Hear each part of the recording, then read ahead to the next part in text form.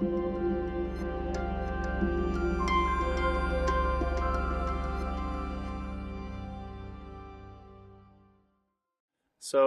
I am very privileged and excited to be here with Cynthia Williams, the CEO of Wizards.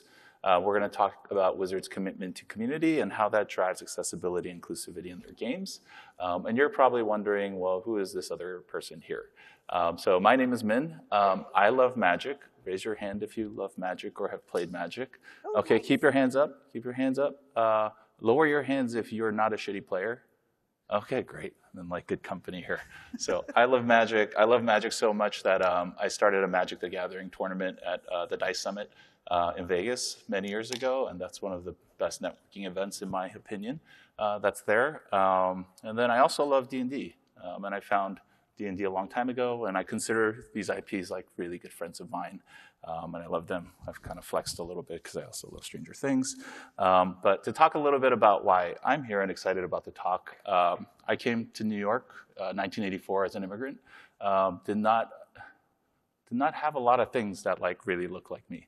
And so my name's Min, and I remember going down the I-95, and at the stops, I'm like, oh, I want one of these license plates with Michael and Matthew and Mindy. Maybe if I take Mindy and I scratch off the DY, I might be able to get something for me. So that's more of a personal reason. The other is because I work at a studio called Bonfire Studios. We've been in business for the last 7 years, and we have been on the journey of learning of how to be a more diverse and inclusive studio. And Wizards has actually helped us. We've actually called them because they know what they're doing and have given us advice. So I'm really excited to be able to talk to you. So one thing, Chris Cox was the previous CEO of Wizards, and I had the pleasure of getting to know him. He's actually come to DICE and Dungeon Mastered at DICE, which is incredible. This is the first year we did it officially, and he's now the CEO of Hasbro, and how cool is that for him to fly to Vegas just so he can Dungeon Master for everything? That's super rad. It's also because it was fun for him. I know, it's totally fun for him, and he's passionate about it, and he loves it. Your story is that you did not grow up playing Magic and playing D&D, but Chris really felt like you were the right person for Wizards. So maybe we can use that to kick off your intro. Sure. Tell us a little bit about yourself and why you wanted to join Wizards. Sure. Well, thank you for coming to the conversation today. I'm Cynthia Williams. This is my second visit to DICE. Second visit to GDC, since we were talking about DICE, and my first time speaking. I am someone who grew up in rural North Carolina, like quite literally surrounded by tobacco fields and woods. And most of the people who lived there, their families had lived there for generations, and they all lived on the same land pretty much. And you didn't leave. Like, most of my friends were discouraged from leaving. Most of the people I went to school with stayed right there. Now, that wasn't my family. My family didn't grow up there. My mom and dad felt like the best thing they could do for us is get us an education and encourage us to go pursue our dreams. And thank God that was the case, because I never felt like I fit in there. And that's probably a theme you'll hear throughout this conversation about not feeling like I belonged. Now, as I look at most of you, I suspect most of you make games. Make games? Yeah, see, I don't belong with you either. I don't make games, but I have been a lifelong gamer. And quite frankly, my experience role-playing started in those woods that I grew up in, because, we'd go traipsing through the woods and pretend we were on an adventure or we were looking for treasure, and occasionally it'd be a really dark fairy tale version of it. But I think that's part of what's so cool about role-playing is we all started it when we were kids, whether it was your action figures or your stuffed animals or your friends. You were making up stories, even as kids. And somehow along the way, people forget how to do that. And so I love being in an industry where we encourage people to do that. And I think it's important because I think play is a human need. My first board game was Candyland. My first video game was actually, I'm going to date myself, the handheld Pong. Did anybody have the handheld Pong? That's how I started. Then arcade games, I was pretty good at Pac-Man and Centipede. And then lots of board games throughout. They got a little mature through the years, and I played a lot of Scrabble with my mother. Later in life, found the joys and the humor of Cards Against Humanity. A lot of Monopoly and Scrabble and Pictionary. Big fan of Cranium. So that all led to me saying, well, okay, what am I going to do with my life? What am I going to do with my career? And it turns out I spent about 15 years in the technology industry, and what I became great at there was scaling businesses, but not in a creepy way, like by focusing on the core customer experience and what the customers needed. And that was an amazing experience. Most of that time at Amazon, some at Microsoft and the Xbox organization. And from there, I started having a conversation with Chris. And we talked about the fact that I knew the games, I didn't play the games, but we had all these ideas for the customers and what we could do for them and the players and the community. And it turned out that DNA I'd learned about how to meet customer needs was part of what he felt like Wizards needed next.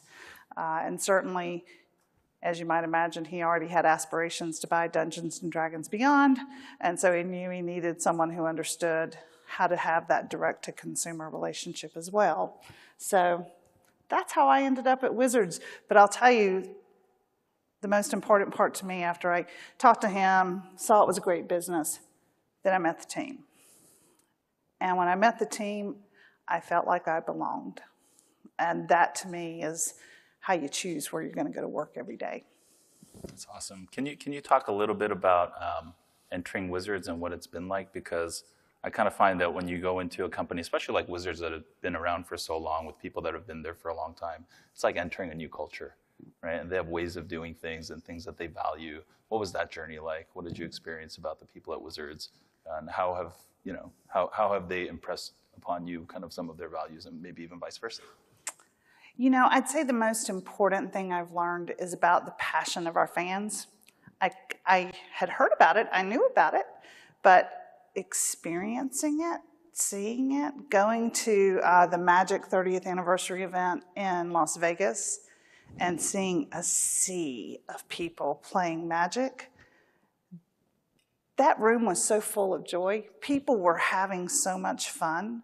You really could understand the impact that this game has in connecting people and in building a family that is their found family, not who they were born into, but who they choose. And so that is probably first and foremost. A lot of the values Wizards has are ones I already held, so that felt like a pretty natural fit. But as I came in and I became to really understand 30 years of Magic the Gathering, 50 years of Dungeons & Dragons, it's like, oh no, there's a responsibility here about being a steward for these games. And so that's what we focus on a lot, is how are we good stewards for the game and for our community. Awesome.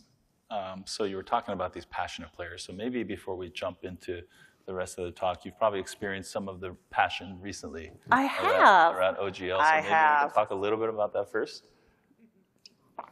I am happy to. What were some of the learnings there and what actually happened?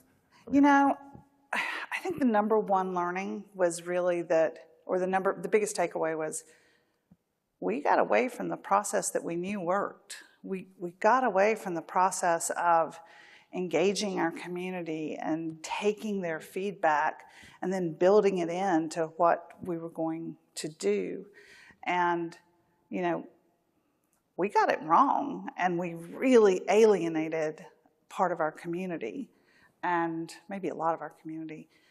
But what I'm really committed to is we're going to build back that trust. That's going to take time, and it's not going to be about words.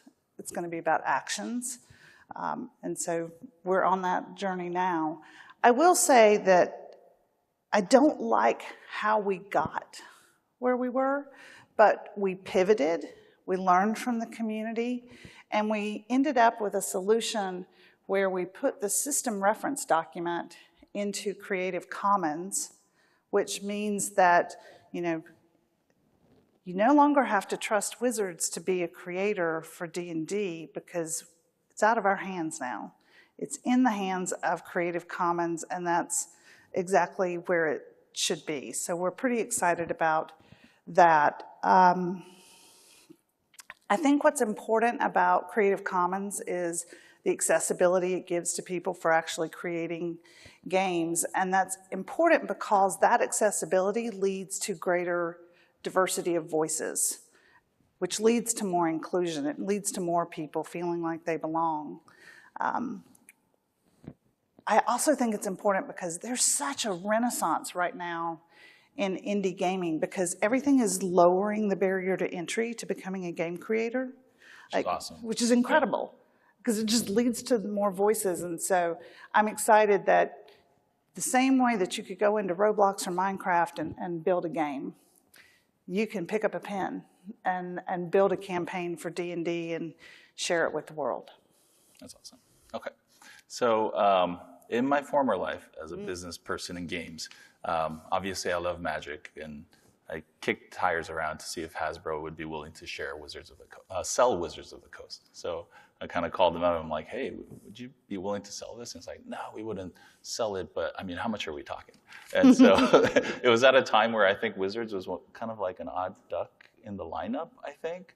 And so I could totally see that. But you fast forward to today, and I think Wizards is probably, the evergreen, kind of one of the crown jewels of Hasbro, and I think they would never sell it. To sell it would mean that they would probably sell Hasbro. And so my question to you there is like, can you give us a sense of scale as to the WotC community? Like, what does that look like today?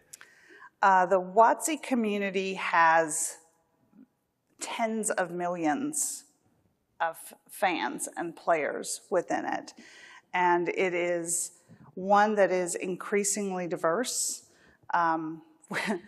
The first time I encountered D&D, I was a teenager. My boyfriend's friends were playing D&D. It looked like fun, and I asked if I could play, and they said, no, this is not for girls. And that's thankfully not the case anymore.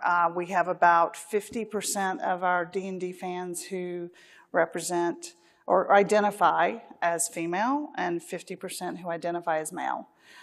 So it's gotten to be a really diverse community. We've still got more work to do. We've got further to go, but we're off to a really good start. How do you end up seeing them all? So actually, like in one of my former lives at Nexon, obviously I love Magic. And so I weaseled my way into distributing Magic over there. It obviously wasn't in Korean, it was in English at the time. But like at that time, I don't think they saw that far. And even talking to Rob at our company, and he said Warcraft, they didn't even know Warcraft was being played in China, but it was being played by so many people. So to serve a global community, how do you actually see them? Like, what is the... It's gotten easier with the acquisition of D&D Beyond because when we bought it, there were 10 million registered users. We've already said that it's grown by more than 20%. We see people when they sign up for organized play and Magic, but there is a real opportunity for us to better connect with those players and give them a reason to connect with us.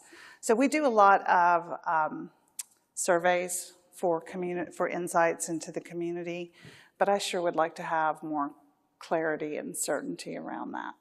The YouTube stuff is probably helping too. YouTube stuff definitely helps. These Magic Cons help. We're going to do one in Europe as well, so I think that's going to be powerful. But we are still too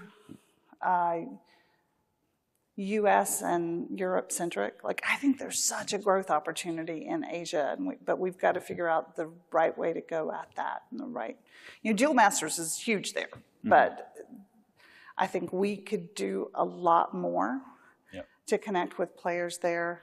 And we saw some of that during Neon Kamagawa, which we'll talk about later. Okay. So obviously Wizards really values community. How does that actually really happen? Because I mean, Wizards was kind of one of the first to the community game, but internally speaking, like what's actually happening in the company that actually drives some of that? Like, how do you support that? Yeah, we're going to talk about several things. I want to talk about internal, and then I want to talk about some of our partners as well. I talked about what my first experience was like with D&D. Most recently, this is perks of the job. I am playing some of the heist from Keys from the Golden Vault with some of the folks from the D&D studio, and my DM was the woman who wrote the heist. And there were a couple of other women from the studio there and a couple of men too. Oh my gosh, we had fun. Can you imagine you get to play with the DM being the person who wrote the heist? It's pretty great. So part of that is about hiring and how you are intentional about who you're bringing in and who you're interviewing for. So we have things like 50% of an interview slate, so that's the number of people that you're interviewing for a job, have to be diverse, and if not, we're going to keep searching till we find that 50%. We are some phenomenal ERGs, employee resource groups, who work with us to give that group a voice within as well. So I think there's a number of very intentional things you can do for your internal point of view. But for the community, I think the most valuable asset that we have is our relationships with the Wizards Play Network stores, which would be your local game store, wherever you're going to play. They know their community best. And one of my favorite things to do when I'm traveling is go see them and talk to the store owners and hear what's working and what's not and how we could help. And in the conversations with them, I'll hear things like this one gentleman was talking about how he'd found that their community had a lot of social anxiety. And there were people who wanted to learn to play the games, but they were anxious about coming in and playing with the experts, because a lot of you had your hands up as good players too. And so he started Monday night social anxiety lessons. So it's like, if you have social anxiety and you want to learn how to play Magic, come into our store on Monday night, we'll teach you. And they had a program that was working quite well for them. Other store owners who are in locations where there's a significant LGBTQ population will have events just for them.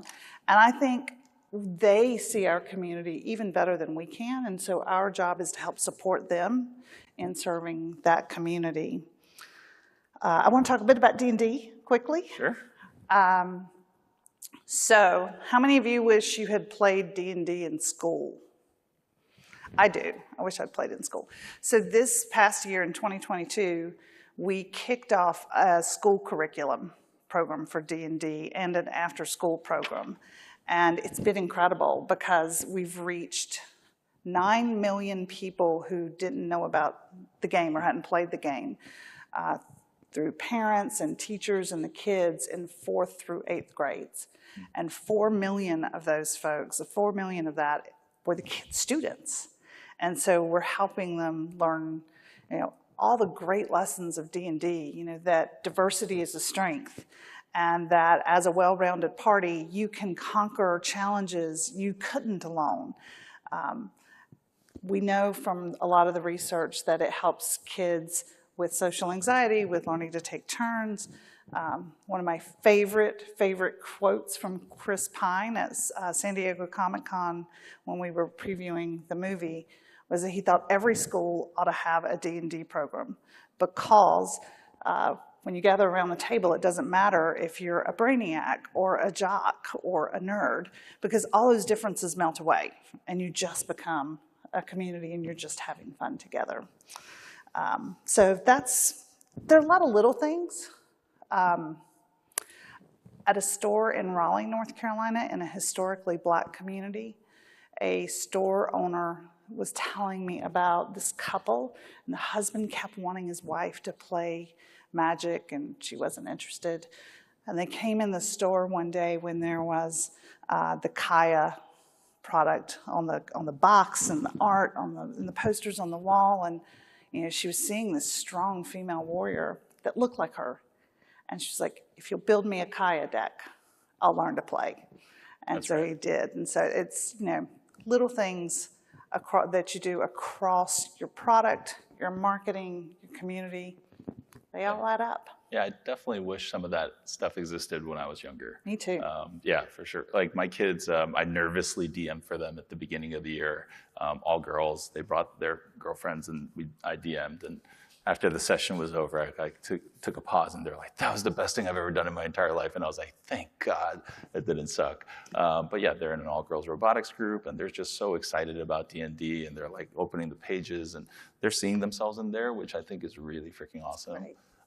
The way that I found D&D was totally by accident. I was, again, this immigrant kid in like New Jersey, and I like baseball cards and comic books and stuff. And I was just walking down the street after getting dropped off on the bus, and I was a latchkey kid. And I walked in, I'm like, that looks like a comic books, baseball card store. And I walked in, and it was a hobby shop. It was called the Adventurers Guild.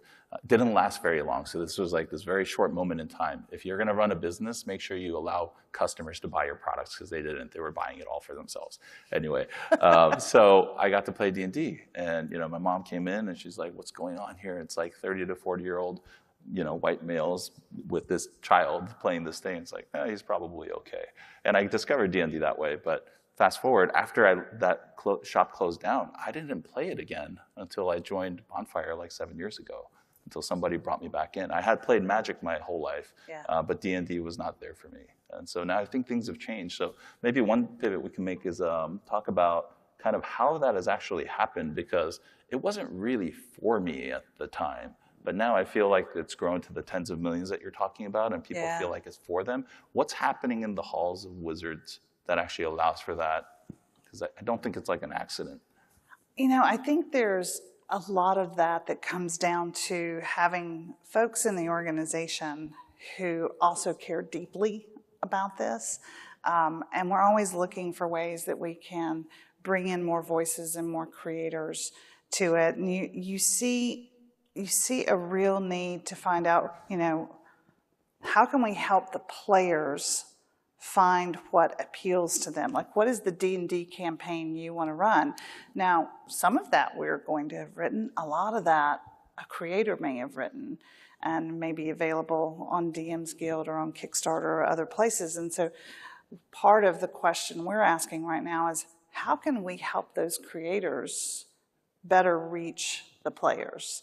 How can we help players find the content that they really want? And so there's a bit of a conversation going on about how do we help them? Like, so we're talking to creators a bit about that. In Magic, I think when we go into the cons and we see people playing together, part of what folks tell us is, hey, when I go to my local game store, those are my local friends, and I get to play with them. But you having these events like we have had in Las Vegas in October, and we recently had in Philly in February, they're like, I get to see my friends from further away, and I get to play with them. And I was blown away by the number of parents who had brought their kids with them, and the kids who were cosplaying, and they were competing in the play tournaments. It was just so much joy and so delightful. So I think there was a real issue during the pandemic where you can imagine, okay, so you own a local game store. You're a small business owner. This may be your second job. For some of them it is. And your business thrives on face-to-face interaction and face-to-face play, and the world just shut down. And so we did a lot of outreach to the WPN store owners to find out how we could help. And so we helped them build out capabilities to do remote play. We donated $10 million worth of product to them to help them through that. Many of them started selling on e-commerce platforms, which we were excited about as well. We set up Discords for their community. For us, with those store owners, it's a partnership for how do we help them grow their business, because they're helping grow ours. And so I think that aspect of it's not all us, it's the whole community is a really key piece to this. Yeah, that makes sense. Going back to the D&D example with my kids, perusing the pages, and you see all the images there, and they see themselves. And if you rewind back and open up older books, I don't think that would have necessarily been the case, or the players that were playing those. How does that happen within Wizards? Like the whole creation piece? And I know this is probably before, because they've been doing this for a long time now, but I imagine like rewinding back, I don't know, 10, 15 years, where the conversations are happening at the studio level of like, no, but that's not authentic to D&D, or that's not authentic to Magic. Magic is like this. But obviously things have changed, and the game is, like, in my opinion, way more glorious as a result. Oh, absolutely, absolutely. So it started with the decision that perhaps instead of assuming that everyone was like the people in the studio, that instead of building just based on our experiences or our perceptions, we should get some consumer insights. And so they did, at that time it was mostly analog, so they did a lot of surveys. And turned out that while we had been building Magic the Gathering, for example, for the competitive player, the vast majority of the people playing did it to play with their friends. They considered themselves social players.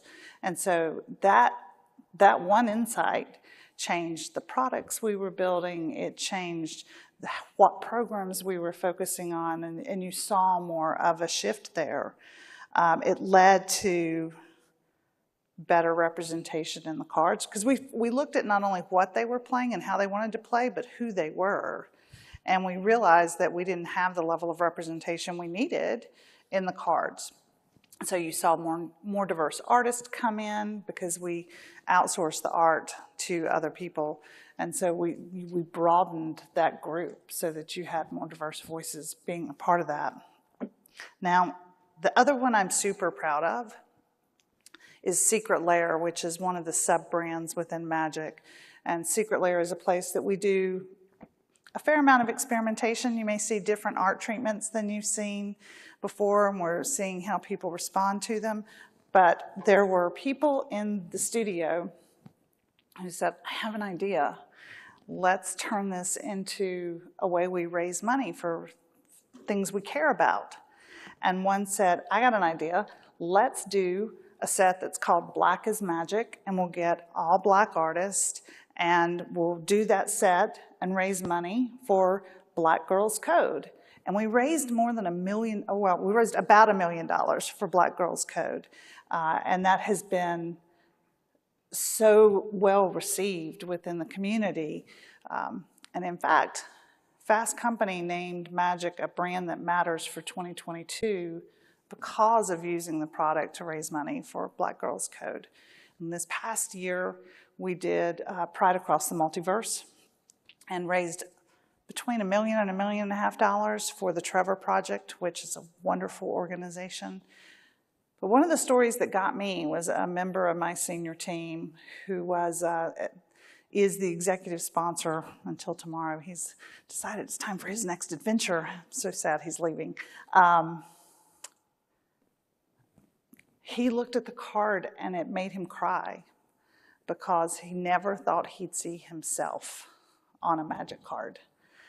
So it's the power of that, being able to see yourself, whether it's within an organization, to be able to look up and see someone who looks like you and know that you can be successful there, or if it's in a card or in a book, to know I belong with this game. Yeah, I think that brings me back to my license plate example of like, man, I'm looking for my name, but it's not there. It's such like a simple thing. But I remember like when, was it Black Panther and like Wonder Woman came out, and people are like, those aren't like great movies. I'm like, what are you talking about? Like, they're great movies. And then look at the box office. Like, it's crazy, which basically means there are plenty of underserved people that are jumping for joy, really happy. And I think there's another piece there where, like, I've actually been reading a lot of books written by female authors, because I'm like, I don't think I really understand it. The first couple of books, I'm like, this feels really weird. And then over time, you kind of get used to it. And you're like, okay, how I was thinking before was kind of weird. Yeah. Your daughters will be better for that. Yes, for sure. But, we're experiencing this right now. So most of you may have seen that we did our first look for our Universes Beyond Magic set with Lord of the Rings. And there's been some hate that's come out about how we represented, pardon me if I say this wrong, Aragon. I'm still working on the pronunciation of this. Because the character is black. And like, we worked with Middle-earth on this. Middle-earth was super excited about it. But the haters are like, that's supposed to look the way I expect it to look. And I'm like, well, part of what I told the team is, yeah, the haters are gonna hate. But the truth is, focus on the joy that you're getting from the community about someone who's seen themselves for the first time, who loves Lord of the Rings and never could picture themselves within it. And so my favorite version of this is, if you're on TikTok at all, his name is Ebony, he goes by Ebony Warrior. He tries so hard not to cry, he ends up crying. He makes me cry every time I watch it, because it's just the most visual representation of what it means to be able to see yourself. How does something like that happen at Wizards? Like, who makes that suggestion? What are the conversations? Is it contentious at all? Or is something about the company that everyone's like, yeah, that's obviously the way to do it? I do think there's something about the company that largely leads to people are like, yeah, let's do this. I don't think it's perfect by any means. It was a suggestion from within the Magic studio. And they were like, well, let's reach out. The cool thing, we have the literary rights for Lord of the Rings, and so we were able to work with Middle-earth on it and talk to them about it and say, listen, this is how we would like to do this. And it was really not overly contentious within the studio, and Middle-earth was super excited about it and said, yeah, let's go. I think it's worth, given this conversation of how does it happen, let's talk for a minute about D&D. So D&D's 50 years old. 50 years ago, people had different standards. They had different cultural norms. And let's just say that there are some characters that were built, the way they were built in to D&D in the beginning wasn't cool. Like, by today's standards, by something that I would be proud of representing. There were characters who were represented as monstrous or evil. And it used descriptions that are just way too close to how people talk about real groups in society and how we denigrate them. And so that was, a collective decision within the organization, like, this is not okay. And so starting with the 5th edition, they started trying to remove all of that so that, when you're representing an orc or a drow, this is now a character who can be just as morally and culturally complex as any other character, which was not the case before. We don't always get this right. We've been really deliberate about trying to remove this, but occasionally things still go wrong. So we do use cultural and sensitivity readers to read every word and look at every picture to say, yep, this is okay. Even that's still not perfect. We had a process breakdown in the past year. We had people look at, this is magic cards, but look at a magic card and totally miss something offensive in it. And so then we had to go back and take action on that. But I think the intention and the desire to get it right is part of what's really core. Mm-hmm. Yeah, and Disney's been doing some of that stuff too, yeah. Right? It's like going back and fixing. And I'm guessing that all the changes that were, well, first of all, like, change is hard. Right? So if you've been doing something a certain way for a long time and all of a sudden people show up and say, we need different things, I think that's really hard. I do think businesses are driving that more because it's also good for business. And so is there anything that you could talk to on that front? Yeah, I think, so let's go back a moment to when I was talking about Magic and how they were building cards and sets that were just, oh, this is what we think they need. And then they did all the work on understanding the community better and what products needed to be built and how we needed to represent people within them. And, that business was a few $100 million at the time and which is not bad. It's not a bad size for a business, but pretty flat, wasn't growing. And when we started doing the better representation of what the customers actually needed, the growth rate just accelerated super, super fast. And we announced last year that for the full year of 2022, Magic the Gathering generated $1 billion in revenue. And, you know, most people, if you know Hasbro brands, they think of Nerf or Play-Doh or other things first. Well, this was the first billion-dollar brand in Hasbro's history, and I think a lot of it is credited to really focusing on who your customers are and meeting their needs. Makes sense. I'm guessing from a person that's working at the company making these products, now you're at the Magic Cons, you see people live, you're on YouTube, you're seeing people really enjoying this, and then you see the financial numbers, and like all of that stuff is probably really clicking of like, I'm on the right track. Yes. Kind of thing with all the research. When you're starting to direct though, like all these, because I know you have like an insane outsourcing pool, right? We do. How do you direct those people that have been doing this for so long? Like, hey, this is the direction that we're going. Please don't represent characters this way, because I've noticed that a lot of the trophy stuff is going away. Yeah, it's very much about setting your standards with those creators to say, here's what we're looking for. And it has led to that. Like I said, we talk about Neon Kamagawa later. So when we wanted to go do, people said, let's go do a new version of Kamagawa. And there were people in the Magic studio who were like, oh, are you kidding? That really didn't work that well last time. Why would we do that? Why would we revisit this? But there were people who were passionate about it and said, but let's go get Japanese artists to do the cards. Let's have the art style really push towards what it would be in Japan. And it made all the difference. I mean, that set was a smashing success. And to my point about I'd like to see us grow in Asia, it sold better in Japan by a significant amount versus other normal sets. So it again goes back to that. People need to be able to see themselves.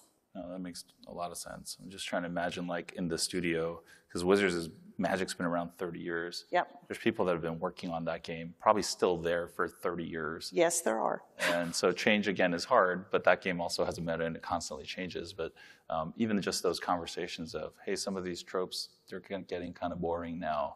I'm just trying to imagine some of these conversations because it's hard to see things differently, right? It's like, hey, this worked. I don't understand what the problem is. And then you bring in more people into the studio and they're like, that one bothers me like a little bit. Yeah, I think there is a pretty good voice within the Magic Studio where people are looking at that. You know, there's a very cool wall where the future art is up, and so you can sort of walk down that hall and look at what's coming, and people comment on it and talk about it, and so that gives you a chance, even before you've sent it out to the artist, to say, conceptually, here's how we may want to change this some. So it has to be intentional. Like you have to set up processes where you're allowing people to participate in this and give feedback on it because, you know, if you let the people who've been doing it for 30 years just keep running it, they're probably not the people who could see it. Right. And so but I will admit that the gentleman who runs Magic the Gathering was a playtester before the first set ever went out, but he's very good about allowing other people's perspectives in, and he trusts that consumer research. Like as soon as he saw it, he's also someone who loves Magic. And so he wants everyone to love Magic and to play it. And so, yeah, when somebody tells him you're going to reach more people in Japan and bring them into the ecosystem, he's in. That's exciting. I read this book called I think Conscious Business, and the one takeaway I remember is it's a mouthful. There's a word called ontological humility, and that's a mouthful. But what that ontological humility says is, hey, if I have a Coke can here, I can see this angle, and I can project out what I think is on the other side. But Cynthia sees this, and I just have to trust her. I can't just go and say, I know what's on the other side, because there might be something completely different kind of on that other side. And that's the journey for me, is like I've also been trying to learn. And I've been asking people that, although I don't deserve it, like be patient with me because it's a progress bar.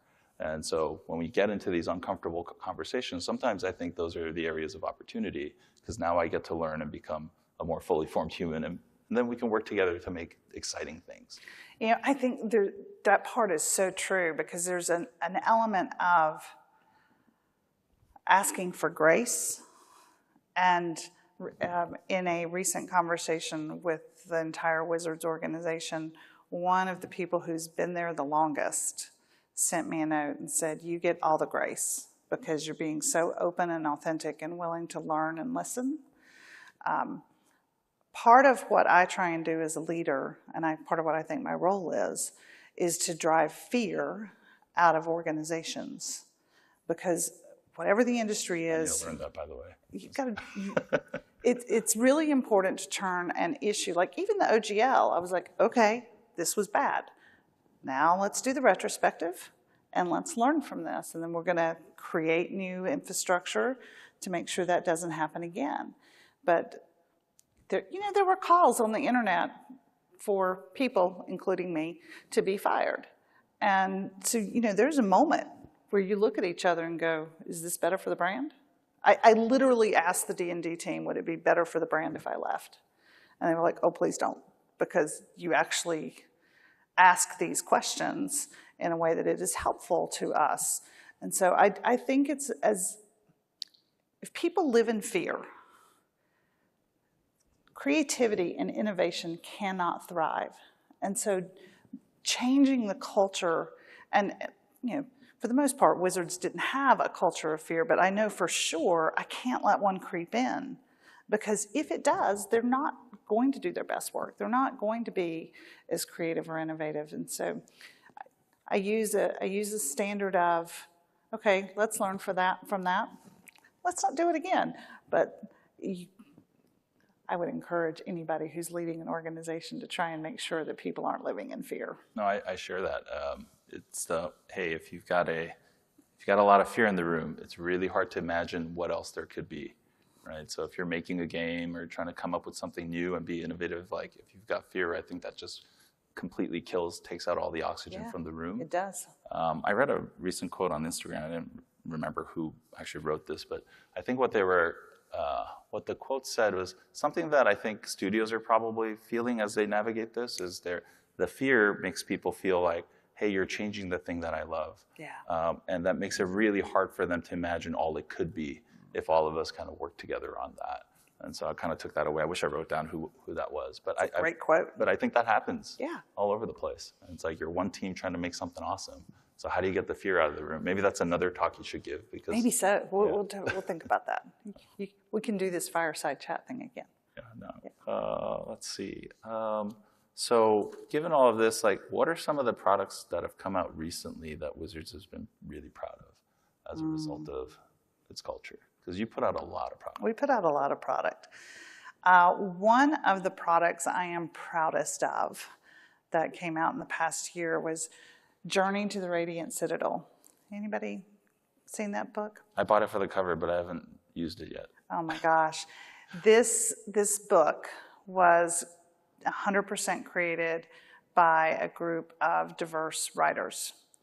And they're telling the story set in the Radiant Citadel from their perspective and from their world and what it's like, and it's joyful to read. So I would encourage you to read it. And the writing's good, because they were recently nominated for a Nebula Award for writing in games, alongside the folks who did Elden Ring and Horizon Forbidden West. So I'm super excited for them that they've been recognized this way. That's awesome. Actually, I don't know why that made me think of yesterday. I was given a game pitch, and so we're the most super secret stealth company that exists, and so we don't really talk about ourselves. Also, like, we're really shy. But I give most of the game pitches to people that come and interview at our company or are thinking about it.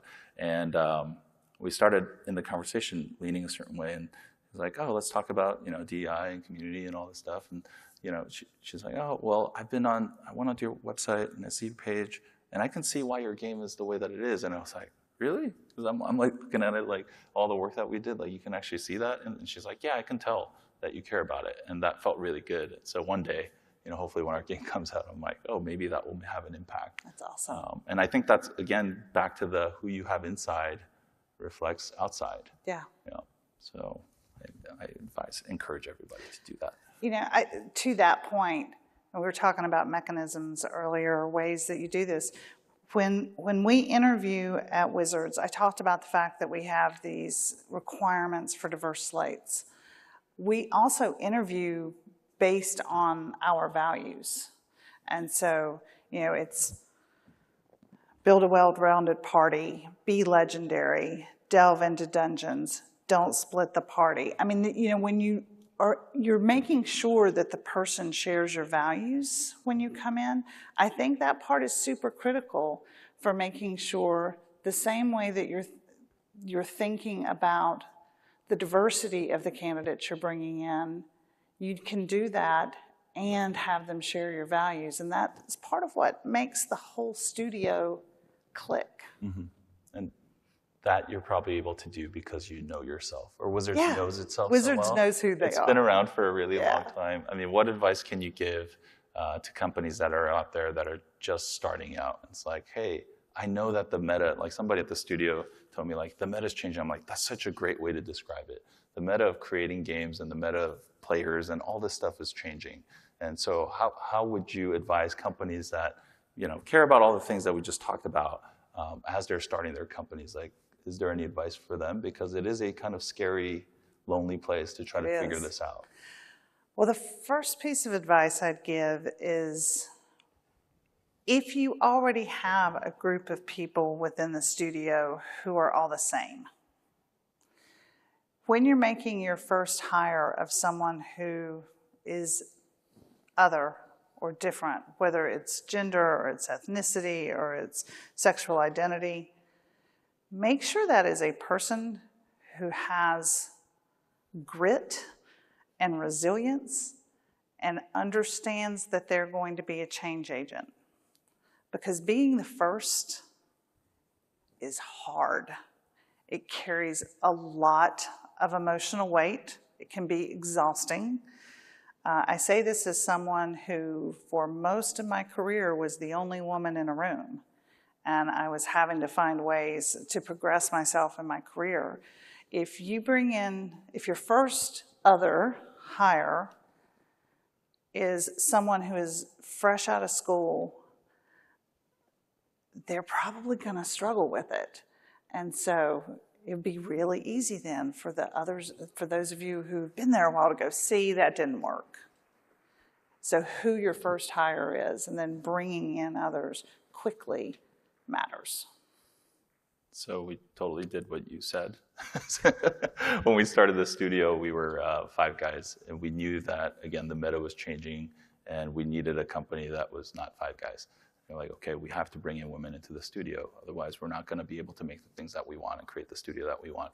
One of the earliest hires was somebody straight out of school. And so now I'm going to have to call her and thank her and apologize. You should. She carried a lot of water for you, I'm sure. Yeah. But we also did bring in a lot of people that were more experienced and were able to be patient with us and also teach us.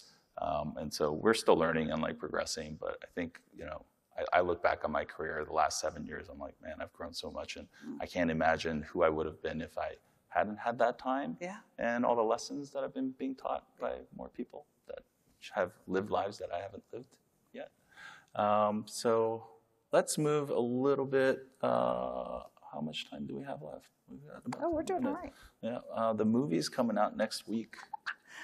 The movie comes out March 31st, and in case you don't know, it's called Dungeons & Dragons: Honor Among Thieves. It stars Chris Pine, Regé-Jean Page, Michelle Rodriguez, Sophia Lewis. I'm looking at some of my team. Liz, thank you.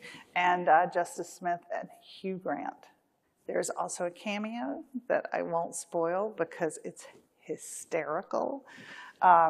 I got to be at South by Southwest for the world premiere. We're back to perks of the job.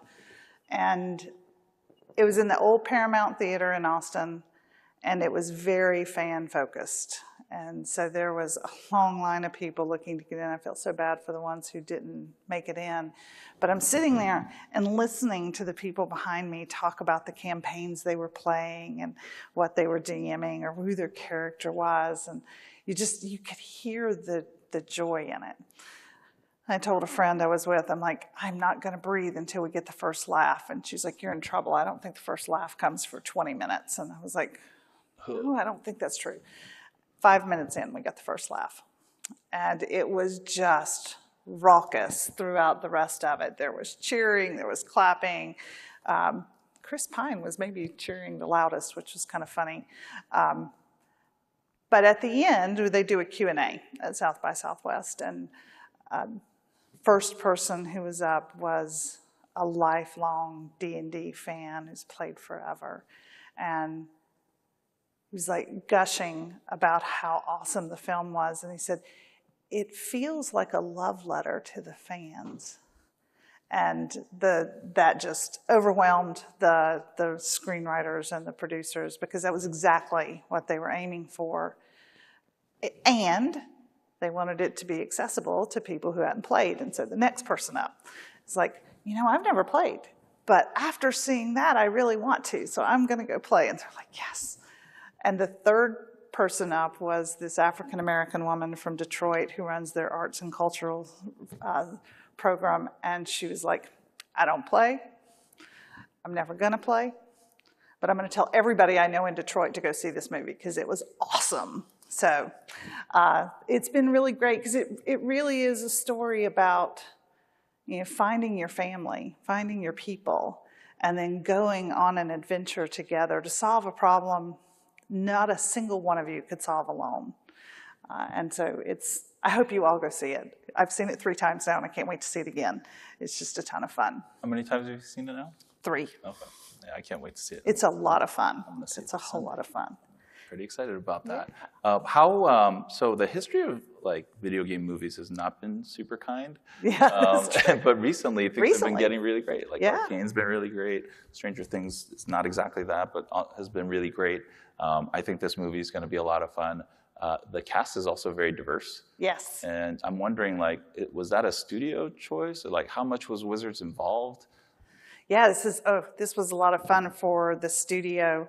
So the way the studio was involved was by sitting down with the filmmakers and answering all their questions, taking them through the lore, and it was very collaborative. Like they talked about, you know, where they wanted to set the whole adventure, and in the gameplay, they even ended up with, we have a book that has some of the filmmakers in it as credits because it includes something that was created through that gameplay.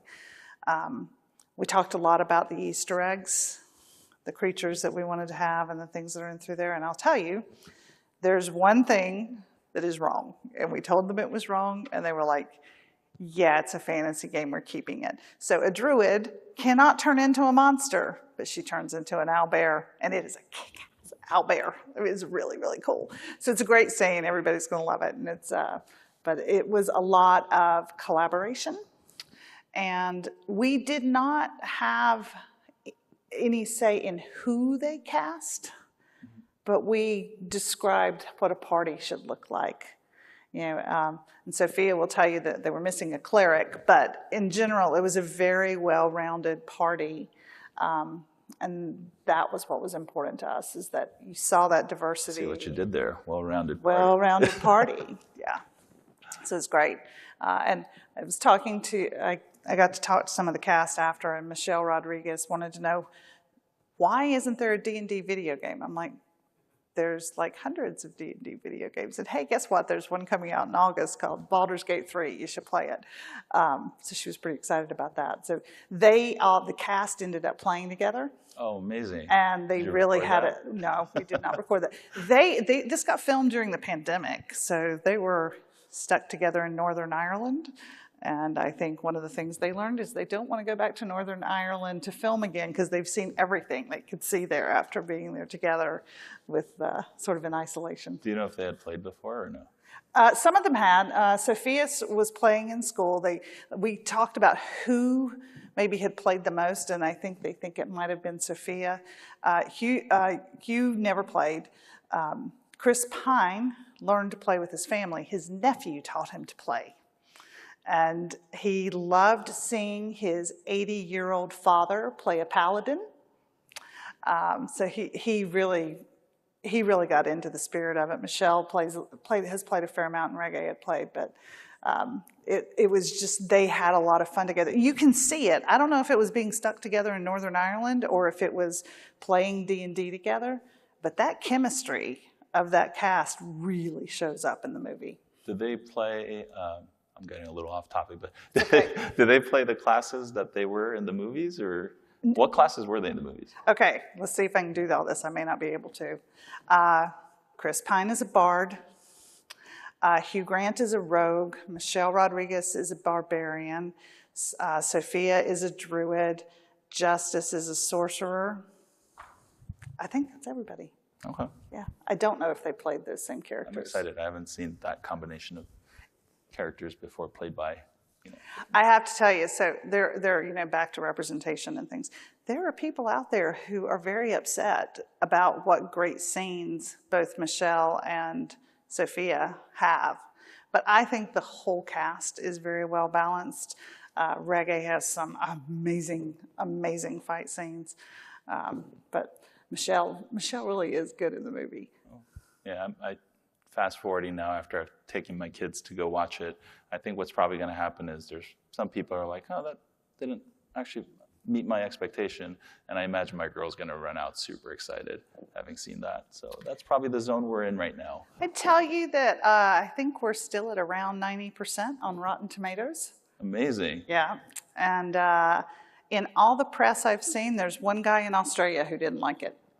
Okay. But everybody else seems to love it. To each their own. Yeah, to each their own. Maybe to wrap up, I'm going to ask one question. So you've been at Wizards how long now? 13 months. Okay. So right in the start. Yes. Wizards have been around for how long? Well, Magic is really where it started, Right, so 30. that's 30. Yep. Even though D&D is 50 next year, there'll be a whole celebration of the 50th anniversary of D&D next year. And we've been owned by Hasbro for 24. Okay. So those aren't the questions, that's the setup. Okay, that's the setup. So for probably a company that's going to outlast all of us, and I see you as having a tremendous responsibility, no pressure, because I love Magic and D&D so much. As you look out into the future and you imagine your moment, like a Chris passing on the baton or the torch to your next, whoever is going to be the next steward. When you look back on your career, what is the impact that you hope you will have made at WotC? Well, can I start by saying I hope it's not anytime soon, because I love the team and I'm having fun. It's not often in your life you get to have fun at work. It should be. It should be. I hope that the legacy will be, we've been a good steward of the brands and of the community. And by that I mean both the external and the internal community. I hope that the organization is a place people choose to work because working there feels amazing and they feel valued and respected and they feel like they belong. I hope that we have continued to increase how we look at our customers and what their needs are, because they may be 30 and 50 years old, but the world's changing, and people travel for work, people are at a conference. It can be really hard to schedule your next D&D campaign event when people are all over the place. And so I hope that we've found the right digital tools that increase engagement and that help people connect. And I hope we've brought in a lot more creators into the space, and that there's a lot more players, because we've been intentional about people feeling like they belong. Awesome. Well, thank you very much. Thank you. This was fun. No, this was great. And thank you, everybody that came. Thanks for coming. Thank you for your time.